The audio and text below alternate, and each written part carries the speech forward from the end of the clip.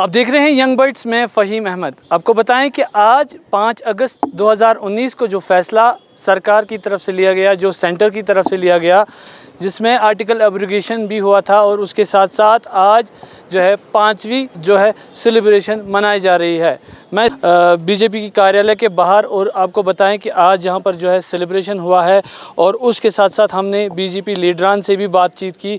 उनका यही कहना है कि आर्टिकल एब्रोगेशन के बाद जो डेवलपमेंट जम्मू कश्मीर के अंदर हुई है वो कहीं ना कहीं लोग उससे खुश हैं।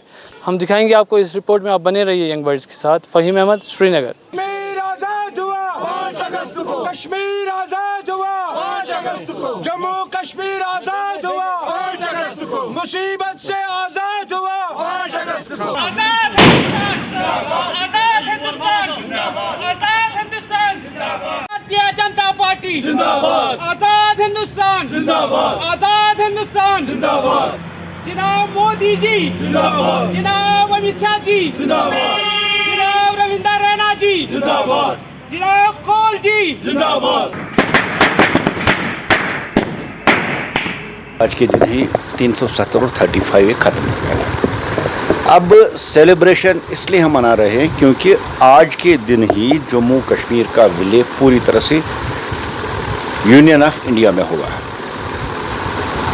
आज के दिन ही डॉक्टर श्यामा प्रसाद मुखर्जी का वो सपना, एक विधान एक प्रधान एक निशान, वो कंप्लीट हुआ। सरदार वल्लभ भाई पटेल और डॉक्टर श्यामा प्रसाद मुखर्जी का अखंड भारत का सपना भी आज ही पूरा हुआ। और आप देखिए 2019 के बाद जम्मू कश्मीर में कितनी बड़ी चेंजेस आई है। करोड़ों की तादाद में सियाह टूरिस्ट आ रहे हैं, करोड़ की तादाद में पिछले साल भी और इस साल भी अभी तक आ रहे हैं। और पत्थरबाजी, कैलेंडर, बम, ग्रेनेड, लाठी, बुलेट, बैलेट, ये एक हिस्ट्री बन गई है। आज किसी माँ से उसका बेटा छीना नहीं जाता है, आज किसी बहन से उसका भाई नहीं छीना जाता है, आज किसी बहन का शौहर छीना नहीं जाता है। 2019 के बाद जम्मू कश्मीर में जो तब्दीली आई है वो अमन की है, खुशहाली की है, डेवलपमेंट की तब्दीली आ गई है, इसलिए हम खुशी मना रहे हैं। और सबसे बड़ी बात है कि देखिए 370 कहीं ना कहीं जम्मू कश्मीर को मुल्क से अलग कर रहा था, क्योंकि विद इन ए कंट्री सब कंट्री किसी भी हाल में बर्दाश्त नहीं है। और देश के प्रधानमंत्री जनाब नरेंद्र मोदी जी और अमित शाह ने एक हिस्टोरिक स्टेप उठाकर एक मुल्क में एक ही आइन, एक ही कानून और एक ही हेड का जो सपना था वो कंप्लीट करते हैं, इसलिए हम खुशी मना रहे हैं। और 370 ख़त्म होने का इसलिए जश्न मना रहे हैं क्योंकि कश्मीर में सबसे बड़ी चेंज जो आई है वो अमन की, और यहाँ नाइट कल्चर तक लौट के आया है, इसलिए हम इस दिन पे जश्न मना रहे हैं। मैं आप लोगों का बहुत शुक्रगुजार हूँ, आप यहाँ बीजेपी हेडक्वार्टर आए। आज के दिन जो हिंदुस्तान के आइन ने डिसीजन लिया था पार्लियामेंट में 370 को ख़त्म करने का, आज ही के दिन वो हुआ है। और हर स्टेट में हर बीजेपी हेडक्वार्टर पर जश्न बन रहा है, और यहाँ पर भी जश्न हमें J1 में जवाहर नगर बीजेपी हेडक्वार्टर पर है। इस खुशी में जश्न बनाया गया है। आज के दिन 370 को ख़त्म किया गया और वो भी पार्लियामेंट में बिल पास हो गई, और बिल जब पास हो गई फिर बिल को प्रेसिडेंट ऑफ इंडिया के पास भेजा गया, तो वहाँ से भी बिल पास हो गई।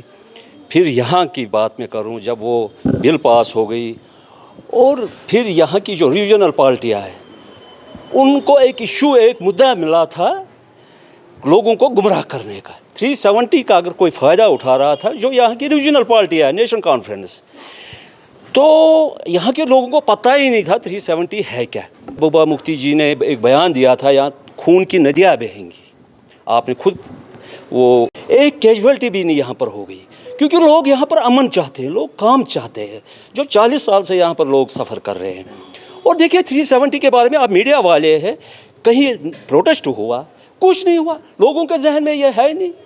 370 उस वक्त डिसीजन जो हुआ, फिर इन्होंने कोर्ट में भी, सुप्रीम कोर्ट में भी अपीलें की थी, सुप्रीम कोर्ट ने भी डिसीजन जो दिया, जो फैसला था वो हिंदुस्तान के लोगों के लिए बहुत अच्छा फैसला था।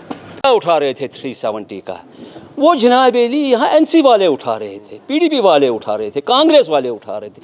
और सबसे बड़ी एक चीज़ मैं आपको बात कहना चाहता हूँ, जब 370 का पार्लियामेंट में बिल पास हो गई, 99% उसमें जनाब अली पार्टिसिपेट कांग्रेस ने भी किया था। वो तो और मैं ये कहना चाहता हूँ, यहाँ J&K में प्राइम मिनिस्टर हुआ करता था, वो घिसा घिसा कर 99% यहाँ तो 370 ख़त्म किया था कांग्रेस ने और NC वालों ने, वो उन्होंने ख़त्म किया यहाँ पर। आप मुझे बताएं, अब 1% रहा था, क्योंकि हमारे ऑनरेबल प्राइम मिनिस्टर साहब ने हिंदुस्तान के लोगों से वादा किया था हम इक़्तिदार में आएंगे, हम 370 को ख़त्म करेंगे, और उन्होंने हिंदुस्तान के लोगों के साथ जो वादा किया था वो उन्होंने पूरा किया।